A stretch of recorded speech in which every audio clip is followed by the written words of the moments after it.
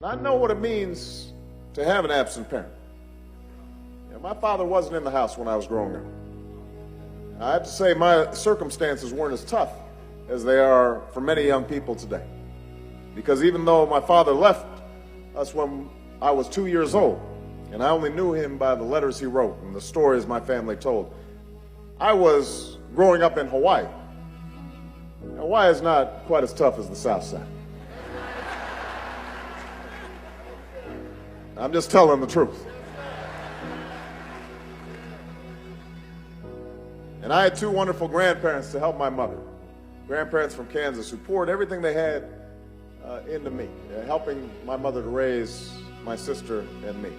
They worked to teach us about love and respect and the obligations that we have to one another. And I have to admit, I messed up more often than I should have, but I got plenty of second chances.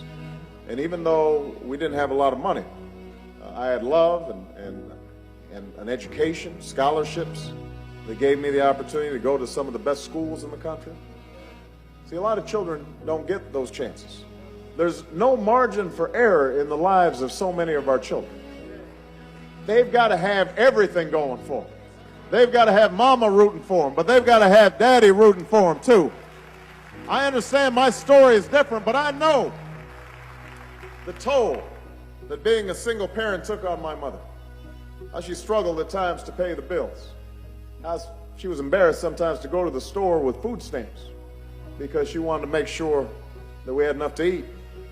How she struggled to give us the things that other kids had.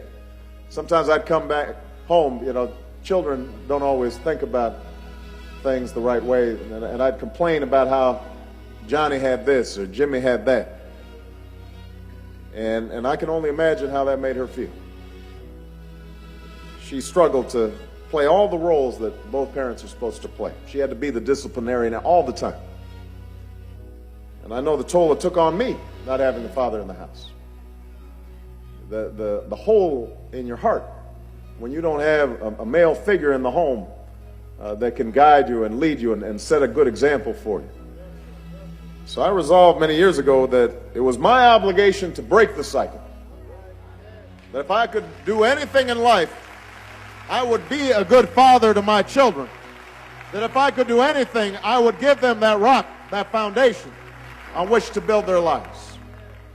That would be the greatest gift I could offer them.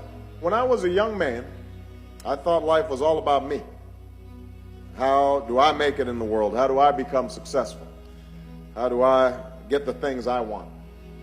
But now my life revolves around my two little girls. They're not so little anymore. And what I think about is, what kind of world am I leaving them? Are we leaving them a country where there's a huge gap between a few people who are wealthy and a whole bunch of people who are struggling every day? Am I leaving them a country that's still divided by race? A country where, because they're girls, they don't have as much opportunity as boys do? Am I leaving them a country where we're hated around the world because we don't cooperate with other nations? Or are we leaving them a country that's in grave danger because of what's happening to the planet? And what I've realized is that life doesn't count for much unless you're willing to do your small part to leave our children, all of our children, a better world.